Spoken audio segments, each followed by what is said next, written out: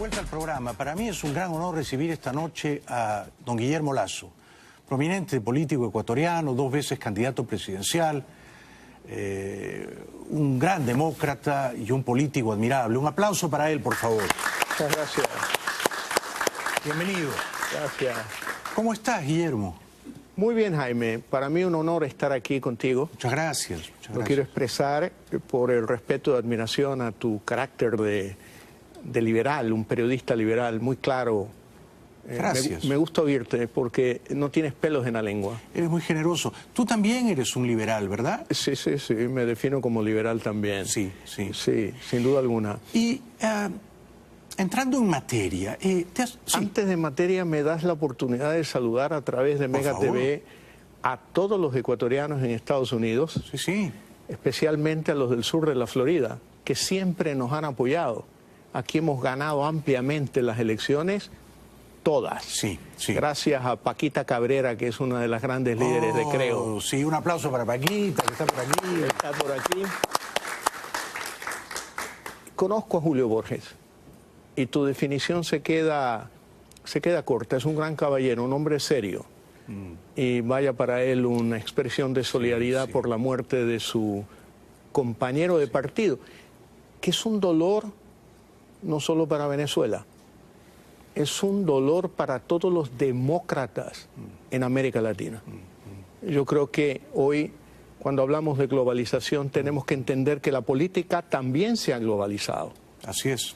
Y un venezolano es hoy un hermano de un ecuatoriano, de un peruano, de un chileno, más cercanamente que lo que era en el pasado. Por lo tanto, es un dolor para todos. Qué bonito hablas, y te veo y te escucho y veo en ti a una estirpe de político que ya está en desuso, que es muy infrecuente en estos tiempos. Es el político con honor, ¿no? Con honor, el político honorable, caballeroso, ¿no? A la antigua, que además tiene una relación de afecto con las palabras y con las ideas, ¿no? Saludo que sigas en política y tú vas a ser presidente del Ecuador. El 2021 el presidente vas a ser tú, me parece, Guillermo. De hecho, si las elecciones hubieran sido limpias, lo serías ya, ¿verdad? Sin duda alguna. En el Ecuador estuvo dominado los últimos 10 años por el socialismo del siglo XXI, por Correa y por Moreno. Sí, exacto. Que coparon todos los poderes del Estado. Todos los poderes del Estado, incluidos medios de comunicación. El más grande holding de medios de comunicación del Ecuador está en manos del gobierno, Jaime. Esto no lo sabía. Claro. Y sigue en manos del gobierno. Por eso cuando a mí en el exterior me dicen, bueno, Moreno es un hombre que ha puesto distancias con Correa, yo creo que ha puesto una pequeña distancia. Pero la realidad política del Ecuador es que ha cambiado muy poco.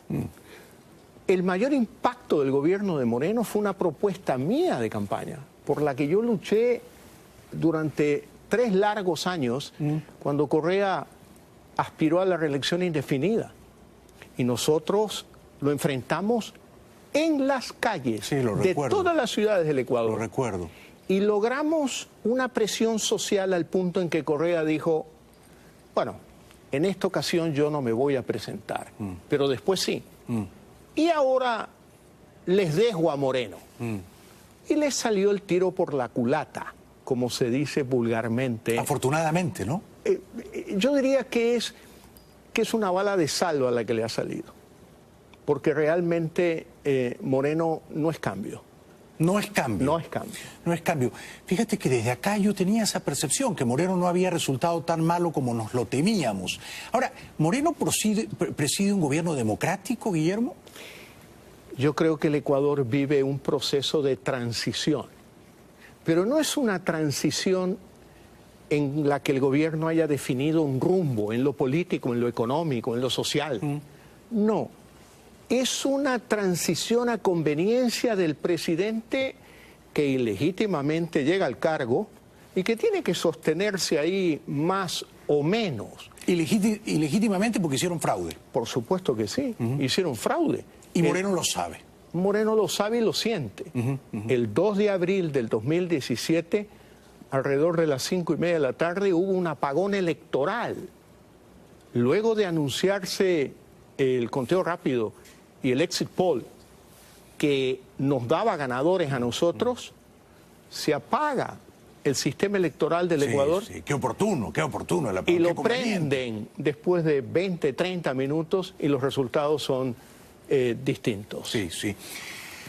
¿Moreno te ha llamado para conversar siendo presidente? Moreno me ha llamado una sola vez, para agradecerme mi actitud de respeto a la sociedad ecuatoriana frente al caso de Guacho. Yo definí que eso es un problema de Estado, de la sociedad ecuatoriana, que no se puede hacer política de aquello, y aunque no reconozco el origen del poder legítimo de Moreno, pues en esa circunstancia todos debíamos cerrar filas. Has hecho muy bien, alrededor del gobierno. Alias Guacho, terrorista de las FARC, mandó secuestrar a 3 periodistas del Comercio de Quito, los mataron vilmente, luego secuestraron a otra pareja cerca de la frontera, ¿no? Ahora, ¿tú crees que Correa está arrepentido de haber dejado el poder? Yo creo que sí. Yo también. Sí. Yo lo estaba reflexionando hoy, luego de que en las redes sociales envían una foto de él con su secretario jurídico en Bélgica, y le decía a un amigo, Correa, un hombre de tu edad, tengo entendido, unos 52, 53 años, con una mala vida, una muy mala vida. ¿Por qué? Porque haber sido presidente del Ecuador para sembrar división, para sembrar odio, para captar todos los poderes del Estado, para perseguir gente inocente. Esto es algo que el mundo debe de conocer. Perseguían caricaturistas en tu país, ¿no? Pero claro, el primer periodista, y esto sucedió en mayo del 2007, al que Correa le faltó el respeto y lo obligó a refugiarse aquí en Estados Unidos, es Emilio Palacio. Gran periodista, gran periodista. Y es un ícono de aquellos exiliados políticos como producto de un gobierno totalitario, que comenzó por las empresas petroleras internacionales a expropiar sus inversiones, por los medios de comunicación, por la banca, por todos los sectores. No quedaba títere con cabeza en el Ecuador. No quedaba. Pero entonces Correa, ¿qué? ¿Subestimó a Moreno? ¿Correa pensó que él tenía colonizado mentalmente a Moreno, que Moreno era su marioneta, su títere, que lo iba a obedecer siempre? ¿Fue un error de cálculo? Yo creo que quizás, no lo sé, no estoy en la cabeza de Correa, no estuve en el proyecto político de ellos. Lo que sucede es que cuando Correa dice, por esta vez no voy a ser candidato, se encuentran con que sus fichas eran Glass, el binomio de Moreno que está preso, y Moreno. Un año antes de las elecciones, las encuestas decían que Moreno me ganaría a mí con 20 puntos de diferencia. Fíjate tú el error que cometen de decir este es imbatible. Llegan las elecciones y en segunda vuelta yo le gano a Moreno. Que no se haya reconocido es un capítulo aparte. Quedará para la historia. Pero la realidad es que obviamente el pueblo ecuatoriano empezó a abrir los ojos, se dio cuenta, no queríamos y no queremos ir a Venezuela. No queremos ir allá, definitivamente que no. Ahora, ¿con Moreno siguen en camino a Venezuela o Moreno ha reculado un poco y ha corregido el rumbo? Tiene expresiones muy tibias. No, hay muchos presos políticos en Venezuela. Esa no es la expresión de un demócrata.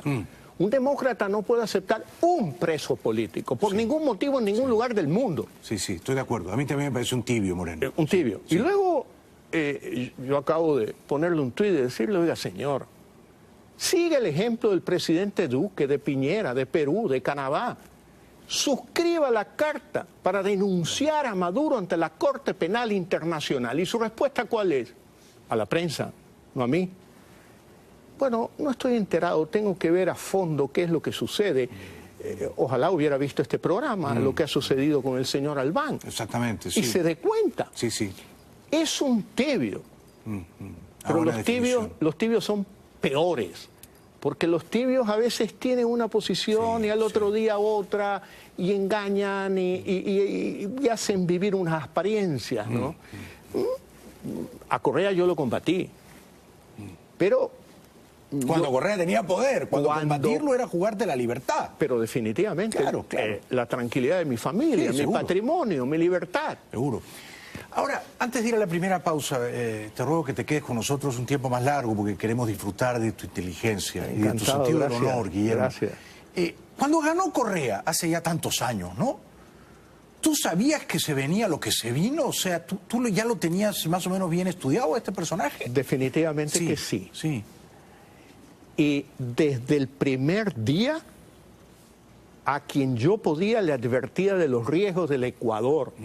Recuerdo haber asistido a la Universidad Sergio Arboleda en Colombia a una invitación para un coloquio en el que participaba el propio presidente Uribe en funciones.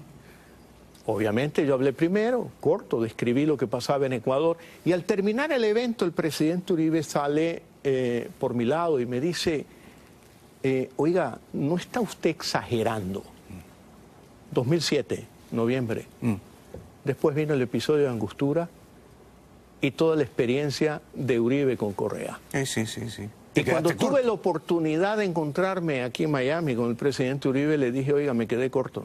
Claro que te Me quedaste quedé corto. Sí. Y los riesgos y amenazas para el Ecuador han sido muy grandes. En materia económica ha destruido la economía ecuatoriana. No obstante, el Ecuador es un país solvente, que cuando llega una nueva visión para gobernarlo en materia económica es un país que va a salir adelante. Repunta. Además, yo creo que una cosa que ha salvado al Ecuador de este populismo autoritario de izquierda es el dólar. Así es, Es el dólar. así es. Porque por mucho que este señor predicara contra el imperio, la moneda en tu país es el dólar desde el año 2000. Y no había las variaciones de tipo de cambio que hoy sufre Macri en Argentina. Exacto. Y no había manera de que el Banco Central imprimiera dólares, ¿no? Así es. Entonces, Correa no pudo hacer lo que hicieron los Kirchner o lo que hizo Chávez, ¿no? O sea, el dólar mandó. El dólar mandó, es cierto. Regresamos después de la pausa con don Guillermo Lasso. Un aplauso para él, por favor. Muchas gracias.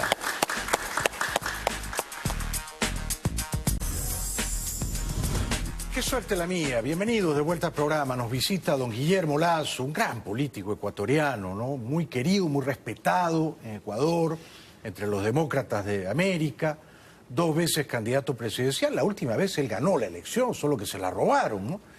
Pero hay elecciones en 3 años, en febrero del 21, ¿no es cierto? Febrero del 21, ¿sí? Estamos a menos de 3 años en realidad. 2 años y medio. 2 años y medio. Sí, y serás candidato nuevamente, por supuesto. Yo he tomado la decisión, no por asunto de carácter personal, es porque no podemos permitir que se haya burlado la voluntad popular de la mayoría de ecuatorianos Claro, muy bien que dicho. quieren un verdadero cambio en el Ecuador, no de tibiezas. Por ejemplo, ¿En qué consistiría un verdadero cambio, por un ejemplo? verdadero cambio en materia política, fortalecer la institucionalidad en el Ecuador. Sí. Que Correa destruyó, ¿no? Que Correa destruyó. Claro, sí. Y yo diría que guardando las proporciones, en Ecuador de hoy pasa lo que pasó con la Unión Soviética. Cuando se desintegra la Unión Soviética y da un giro hacia, digamos que el capitalismo, no habían instituciones.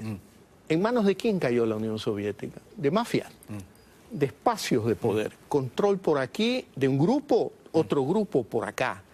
Eso pasa hoy en el Ecuador.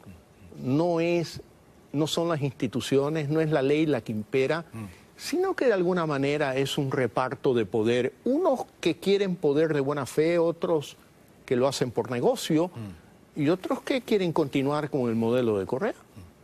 Ahora, tú eres un hombre de éxito, tú eres un banquero, tú tienes un patrimonio importante, no necesitas dedicarte a la política. Lo haces porque quieres ayudar a tu país. Pero tú podrías retirarte y darte la gran vida, vivir acá, qué sé yo. Podrías darte la gran vida. ¿Por qué no lo haces? Mira, Jaime, yo trabajo desde que tengo 15 años de edad. Soy el menor de 11 hermanos de una familia de clase media pobre. El menor de 11. El menor de 11. Y una familia de clase media pobre, mira. Debí trabajar desde los 15 años. Y como tú lo calificas, sí, he tenido relativo éxito en la vida. Me ha ido bien. Lo que he logrado para mi esposa, mis hijos, mi familia, digo hoy, yo quiero hacerlo por todos los ecuatorianos, por muchos jóvenes ecuatorianos. Sí. El Ecuador es un país pobre. Es un país pobre como consecuencia de ser un país mal administrado por la clase política. Claro. Un periodista extranjero en una conferencia de prensa en Quito me dijo, oiga, América Latina está cansada de los políticos. No quiere saber de los políticos. ¿Usted qué le dice a ellos? Que yo también estoy cansado de los políticos. Claro, por supuesto. Claro, que por eso estoy en lo que estoy. Sí, sí. Porque soy un ciudadano, un padre de familia, un emprendedor al que le ha ido bien y creo que en una visión distinta en el manejo de la economía, en una actitud democrática, republicana, podemos lograr un giro en el Ecuador, un país de oportunidades. Este año, con Moreno al mando, el Ecuador va a crecer al 0,9%. Un país que crece al 0,9%... ¿Y la inflación es cuánto? Destruye empleo. Claro, la inflación es baja por la dolarización. ¿3, 4%? Sí. Pero crecer 0,9 con una inflación de 3, el salario real pierde... Así es. Pierde poder. Así es, pero lo más importante es la destrucción de empleo. Empleo. Mi lema de campaña fue crear 1 millón de empleos en 4 años de gobierno. Lo recuerdo. Lo cual era posible. Sí, sí. Moreno dijo, no, yo no estoy de acuerdo, eso es imposible. Yo ofrezco crear 250.000 por año en 4 años de gobierno. ¿Y qué pasó? Lo que daba 1 millón. ¿Qué ha pasado en el primer año de gobierno? Se han destruido 161.000 empleos en el Ecuador. ¿Empleos privados? Empleos en general, privados. Porque bueno, si uno dijera son públicos, este señor si le ha cortado la grasa al Estado, claro, más vale. Razonable. No son o sea, la economía se ha enfriado, ha entrado en recesión. Pero definitivamente en contracción, hay una contracción económica. Sí. Y de alguna forma existe este populismo, que no solamente es de Correa, sino hay otros sectores políticos que también son populistas y que dicen, no, aquí vamos a arreglar esto por la tercera vía. ¿Cuál será esa vía, Guillermo? Y no hay tercera vía. Sí. O haces bien las cosas, claro, o las haces mal. Sí, exactamente. No existe una tercera vía. Sí. Que con las leyes económicas no se puede jugar. No se puede jugar. No se puede jugar. Y yo digo, hoy el Ecuador, en lugar de volver a pensar en los chinos, y digo entre comillas, porque hay algunos ecuatorianos que nos hacen creer que son chinos y que de alguna manera dominan sectores de la economía ecuatoriana como el petróleo. Al ministro de Economía actual, que me visitó apenas fue nombrado, una sola vez hablé con él y le dije, mira, si tú quieres corregir el déficit fiscal de 8 puntos del PIB... Es alto, ¿ah? Muy alto. Muy alto. Muy alto. Comienza a luchar contra la corrupción. Y comienza con el petróleo, la comercialización del petróleo. La leyenda urbana dice claramente en el mundo internacional que el Ecuador pierde $4 por barril de petróleo exportado. ¿Por culpa de la corrupción? Pero claro, ¿por qué no le pides a la OPEP que te envíe una misión de técnicos con ciudadanos de primera categoría, que sí los hay en Ecuador, y revisa todo el proceso de comercialización? Claro, los chinos han comprado mucho petróleo. Y es bien sabido que esas transacciones con los chinos siempre dejan plata en el camino. Y $4 por barril, cuando el petróleo ha estado estos últimos años en 48, 50, es casi el 10%. Así es. Es una cantidad de dinero inmensa. Ahora, inmensa. La corrupción también penetró en tu país con Odebrecht, ¿no es cierto? Sí, claro. Para mí, y te lo pregunto, ¿no? Es bastante inconcebible que Glass recibiera los dineros y Correa no supiera, ¿no? O sea, que Correa seguramente aprobaba esos tráficos promiscuos de dinero por debajo de la mesa. ¿Y Moreno qué? ¿Sí? ¿Moreno estaba en una torre de marfil? ¿No se enteraba de nada? Mira, hoy, cuando el gobierno habla de lucha contra la corrupción, digo, lo que están levantando es la puntita de una alfombra. No quieren levantar la alfombra, porque es evidente que en la relación de Moreno con Correa de 10 años. 10 años. 10 años. No Fue su puede- vicepresidente, ¿no? Pero fue su vicepresidente durante cerca de 7 años. Claro. Y 3 años lo mantuvo en Suiza con dinero público, sin ser funcionario público y sin pagar impuestos en el Ecuador. Increíble. Entonces uno dice, oiga señor, alguien que ha tenido esa vida no nos puede decir, Claro. oiga, aquí... Yo no me enteré de nada, Yo no me yo enteré soy de nada. inocente. Yo no so- por ejemplo, es conocido aquel episodio del 30 de septiembre, que Correa quiere decir que fue un golpe de Estado, Sí, lo cual no fue, No fue fue en una absoluto, ¿no? insubordinación policial nada Sí. más. Moreno era vicepresidente del Ecuador y denunció junto con Correa que había un golpe de Estado ahí. Hay más de 100 policías injustamente presos en el Ecuador, Que Moreno no ha liberado. que Moreno no ha liberado. Y al mantener No ha presos, bueno, liberado. son presos políticos, ¿no? Pero definitivamente. Entonces, yo sí le digo al mundo exterior, ¿ustedes creen que en el Ecuador hay cambio con Moreno?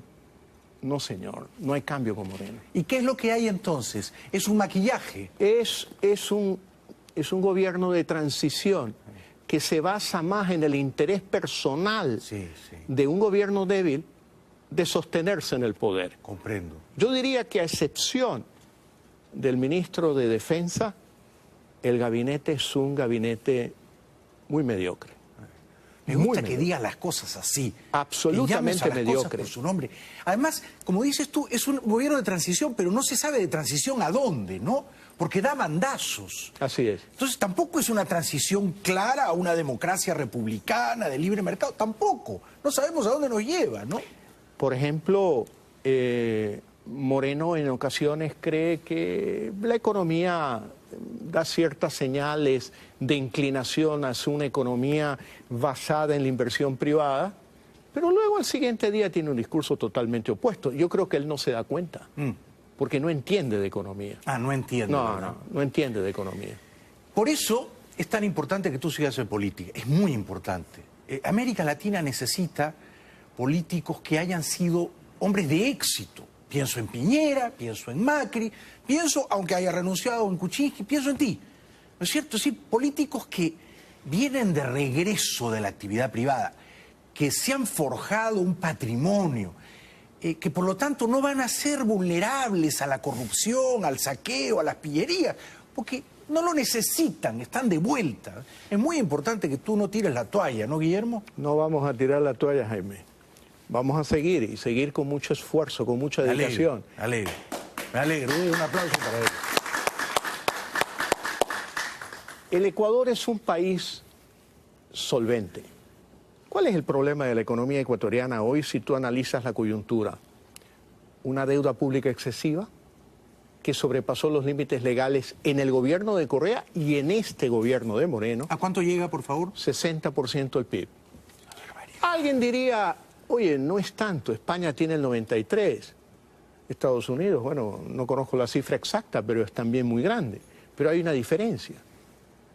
España es un país desarrollado, conectado con los mercados financieros. Ecuador es un país subdesarrollado que ha declarado permanentemente la moratoria de su deuda, por lo tanto tiene un mal récord con los mercados financieros internacionales. Sí, exacto. Es decir, una cosa es que un hombre rico deba $1 millón y probablemente es muy distinto que un hombre pobre deba $10.000. Sí. Sin duda alguna. Pero yo mantengo el optimismo sobre el futuro del Ecuador. Y mantengo el optimismo porque Ecuador es un país solvente. Es decir, tiene activos, hidroeléctricas, carreteras, puertos, aeropuertos, el sector petrolero, la minería, como oportunidades para decir, oiga, el mundo exterior venga acá, invierta, pero respetemos la inversión. No juguemos a lo Correa, ¿no? Es decir, Correa era un tipo tan perverso que decía, bueno, yo los invité a que vengan, pero fue a Alemania y dijo, los invito a que vayan al Ecuador. Eso sí, el día en que yo considere de utilidad pública sus inversiones, se las voy a Se quitar. las voy a quitar. Claro. Un bárbaro. Un bárbaro. Un bárbaro. Lo que hizo con la Chevron y todo, Claro, toda esa con la Oxy, tracanada. lo que hizo con la Oxy. Eso espanta al inversionista. Pero claro, Guillermo. lo que ha hecho en materia de medios de comunicación. Claro. No es que el gobierno es dueño de canales, radios, periódicos, porque los fundó. No, los expropió la mayoría de ellos. Y nos dijo a los ecuatorianos, los voy a expropiar para venderlos en 6 meses, en el 2008.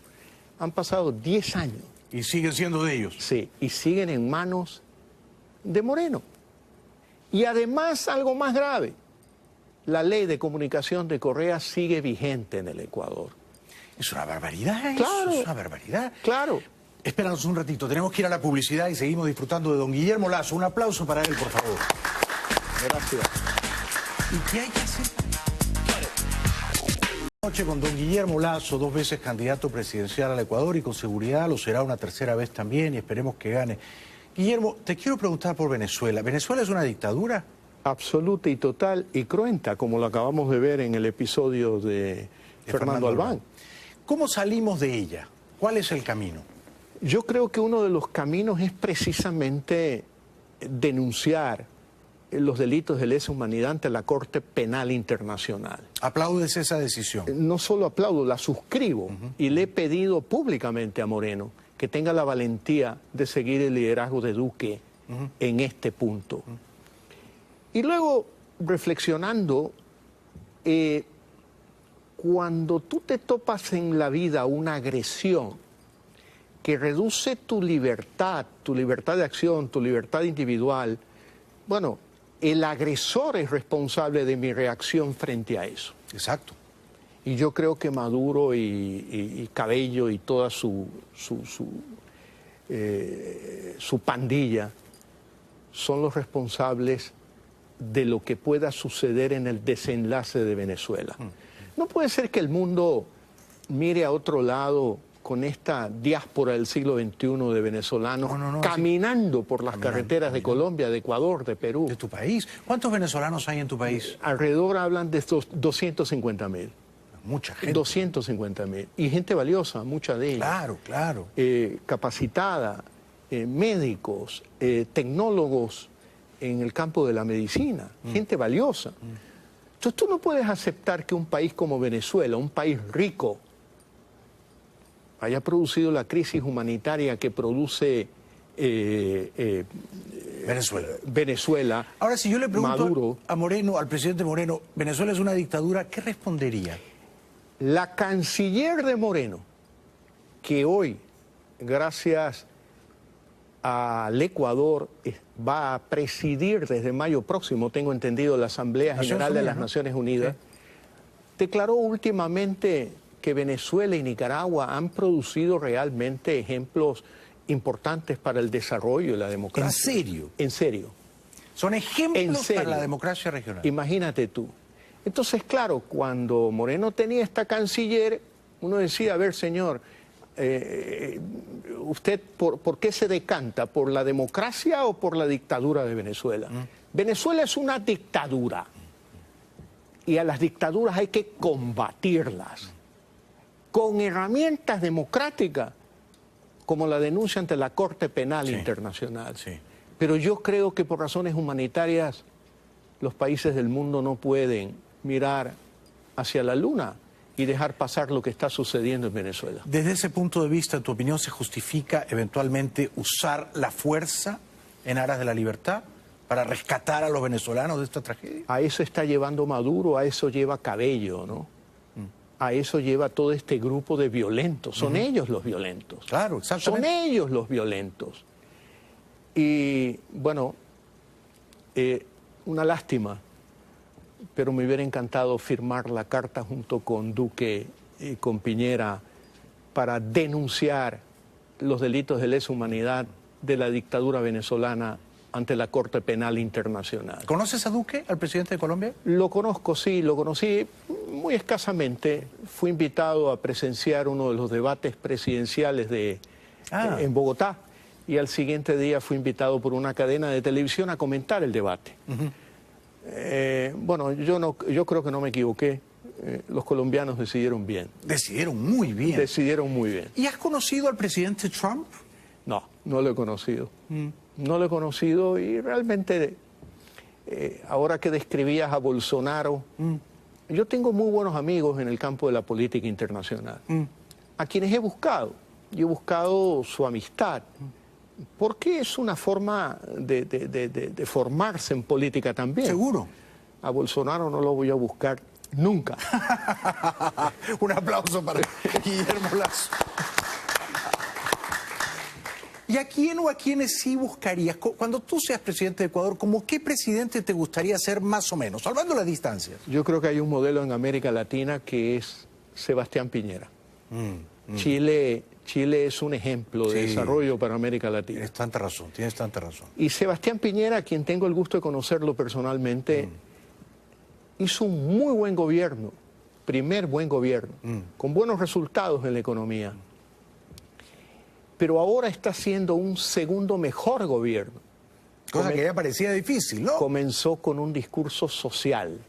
Desde el primer día de su posesión del Senado, directamente fue a una guardería. Es decir, lo está haciendo con gran habilidad, con gran sensibilidad, preocupado ahora más de los temas de igualdad de las mujeres, de los jóvenes, de los problemas de los niños.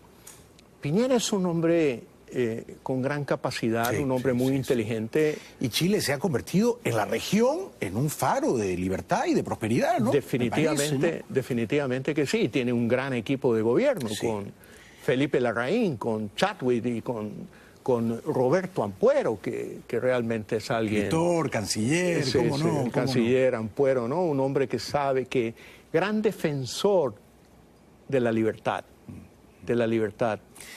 Bueno, esta es mi última pregunta. Entonces, el año 2021, cuando ganes las elecciones, ¿cuándo es la toma de posesión, el día en que tienes que jurar? El 24 de mayo del 2021. Tomo nota, 24 de mayo. Espero que vayas allá. Claro, tenemos que estar ahí aplaudiéndote, por supuesto, el 24 de mayo de 2021. Son 2 años y medio, pasan volando. ¿Quieres que te cuente una anécdota que te va a sorprender? Brevemente. Muy brevemente. Estaba en Buenos Aires este año y fui a cenar a un restaurante italiano pequeño cerca del Hotel Alvear. Y no había mesa, entonces me senté en la escalera a esperar. Estaba yo con 2 asambleístas del movimiento y escucho una voz de alguien que dice: hay que matar a Bailey. Claro. Y la voz era no de un cubano americano, no de los cubanos de Miami, un cubano de Cuba, pero divertido, no lo hacía de mala fe. Hay que matar a Bailey. Hay que matar a Bailey. Entonces yo oigo la voz y bueno, allá. Pero luego el tipo lo repite en voz alta, ya me dio curiosidad. Volteé la cabeza donde apareció la voz y me encuentro un tipo que sonreía diciéndome: hay que matarte a ti. Me confundió contigo. No, Guillermo, pensaste que... Yo tengo el pelo tan largo como el tuyo, oye, y me lo he cortado, pero... Tenemos un cierto parecido. Claro, no me digas. Claro que sí. Te ruego mil disculpas, hombre, me siento culpable. No te preocupes, que cuando tengas algún problema de salud, tú me llamas y me dices: ¿qué tal si me sustituyes en el programa? ¡Qué grande! Lo haré muy mal. Hay que matar a Bailey. Pensaron que don Guillermo Lasso era yo. Un aplauso para él, por favor. Gracias, Guillermo.